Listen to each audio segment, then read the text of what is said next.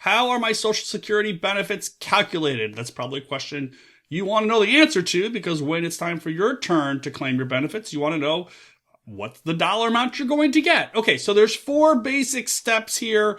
I'm going to boil it down to these 4 basic steps. There's lots of little complications and nuances and subtleties, but at its core, 4 steps. And actually, the first 2 steps are kind of going to be combined. So let's start with step 1. We're going to calculate what's called the AMI. That's the average indexed monthly earnings. And what we're going to do, no, it's not named after Amy Poehler. What we're going to do is calculate your 35 highest earning years. So if you start working as a teenager at McDonald's making fries for 4 hours a week, ultimately, when it's time for you to retire, those years are probably not going to be included in your Social Security benefit calculation. It's just the highest 35 years. Now, to get that amount, we have to index. So steps 1 and 2 here are really kind of one step, but I like to break them out separately. So step 2 or step 1A, however you're going to think about it, we're going to index your earnings from past years so that they're all basically inflation adjusted. And we're not going to inflate by prices. We're going to inflate by wages. So that's step 1/step 2. We're going to calculate your AMI. Once we have that, we can actually calculate your monthly benefit amount. And that is known as the primary insurance amount. That's the PIA. And that's going to be based on a formula. There's a variety of factors that go into it, which I'll boil down to just a few major ones. And then finally, once we have that, we are going to adjust for your claiming age. So if you retire before your full retirement age versus later or after your full retirement age, and we'll talk about what that means in a moment, you are going to get a higher, a low or lower benefit based on the first 3 steps in this calculation. So let's get into it. Okay, first step or first 2 steps is calculate the AMI. What I have here are 2 sample workers. Now, this is from the Social Security Administration website, so you can just go there and check this out. They'll walk you through each step. We have person A, who was born in 1964, person B, born in 1959. We have their nominal earnings, the indexing factor, and then their indexed earnings. So what we're going to do is index everybody's earnings so that they are on an equal footing over the course of their entire 35 years of work history. Now, you might be wondering, why are these indexed earnings red in the first few years for person A? And that's because those are the person A's lower earnings years. So those are actually not going to contribute to the formula. But what we're going to do is take all of your earnings, index them, and then see which ones count as sort of this top 35. Okay, let's scroll down a little bit. We get to the bottom of the table. How do we do the indexing? The indexing is based on the year in which you turn 60. So for person A born in 1964, the indexing is set to 1 in the year they turn 60, which is 2024, and then everything flows from that. Okay, now we have index earnings for person A and person B. Let's sum those up and we get the highest 35. That's the total. So just those highest 35. For person A, it's about $2.5 million. For person B, it's about $4.8 million. But we need the AMI, the average indexed monthly earnings. So we're not going to divide this by 35 years. We're not going to divide it by 12 months. We are in fact going to divide it by 420 months, which is 12 months a year for 35 years. And we get a result, as you can see at the bottom of this table, $5,825 for person A, $11,463 for person B. Now that we have that AMI, we can calculate the monthly benefit amount, and that is known as the PIA, the primary insurance amount formula. And to do that, you need to know 2 things: the bend point and the bend rate. Why are these important? I'll show you in just a second, but let's understand what we have in this graph from the Social Security trustees. It's just a line, but there's 3 segments here. And so we have these bend points. That's when the line is going to change. In people who are newly eligible for benefits in 2025, the bend points are $1,226, and the second one is $7,391. And there are these rates. These are known as the bend rates. So that for the first $1,226, your benefit would be 90% of that. So if your AMI, if you're a low earnings worker and your average index monthly earnings over your entire lifetime is $1,000, your monthly benefit would be 90% of that $1,000. If it's over $1,226, you'll receive 90% of that first $1,226 and then 32% of whatever exceeds that amount, and so on and so forth.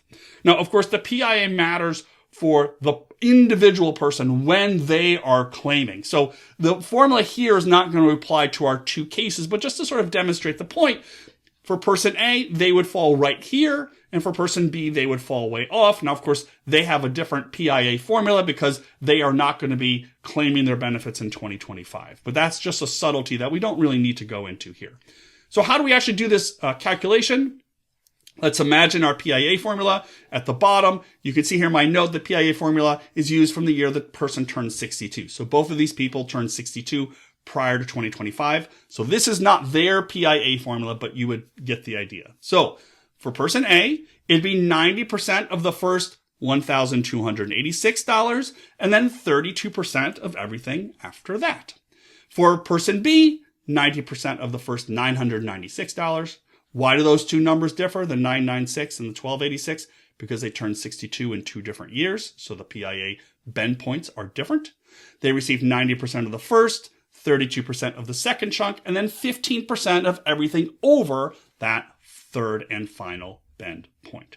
So now that we have that, we have the basic benefit. So person A will get about $2,600 a month, person B about $3,300 a month. Now we do a final adjustment for when the person actually retires. And so we need to know 2 pieces to understand this. First is what's known as the early retirement age or the early eligibility age. And for everybody, that's age 62. So for everybody, the early retirement age is age 62. The full retirement age, or sometimes known as the normal retirement age, will vary based on your year of birth. And you can see that that is laid out here in this table. So if you were born in 1960 or later, your full retirement age is age 67. And that's an important thing to know, because if you claim benefits before age 67, you are going to receive a reduction in your monthly benefit amount. If you retire after age 67, you are going to receive a higher benefit amount. Now, how does that work? Well, there's kind of the formula gets a little bit more complicated here, but basically in the case of early retirement, if you claim your benefits between 1 and 36 months before your full retirement age, your benefit will be reduced 0.5% for every month that you claimed before your FRA. For every month after 36, that rate moves down a little bit to 0.5%. I'm going to show you how this works in just a second. Now, if you claim after your full retirement age, your benefits will be increased, and it varies based on your birth year and a few other criteria, but between about 3% and 8% if you delay your claiming after your full retirement age. So let's assume for case A, for person A, they're going to claim at age 62. And for that person, that's 60 months before their full retirement age. So they're going to receive quite a reduction in their monthly benefit because of this claiming age adjustment. So let's take a look. Remember, we have 2 parts to this adjustment. In the first 36 months, they're going to lose 0.5 percentage point for every month that they claim early. And so that's going to be a monthly reduction for every of those months, $14.50. For months 37 to 60, they get a slightly different adjustment, and that's going to be $10.87. So we sum those 2 up, and we get a total monthly reduction of $782.94. We subtract that from our PIA result, and we round it up so that we get a value of $1,826 is this person's monthly benefit. And this person, right, they retire before their full retirement age. They have more than 35 years of earnings, but we take just the highest 35, we adjust, and then we calculate. So as you can see, 4 relatively simple steps, and you can check your own record on the Social Security website so that you can log in and find this yourself. First, you calculate your AMI. You have to inflate by adjust by wage earnings. You index them, calculate the highest 35, divide by 420. Calculate the primary insurance amount. That is based on this formula, based on when you turn age 62. And then you adjust for the claiming age before or after your full retirement age, which is going to differ based on when you retire.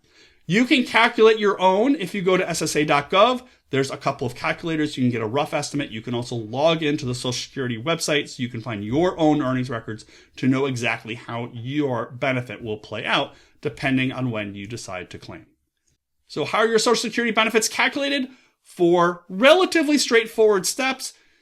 And you should go check out how your benefits will work at the end of the day, because it's important for you to know what you will receive in your Social Security benefits when you retire.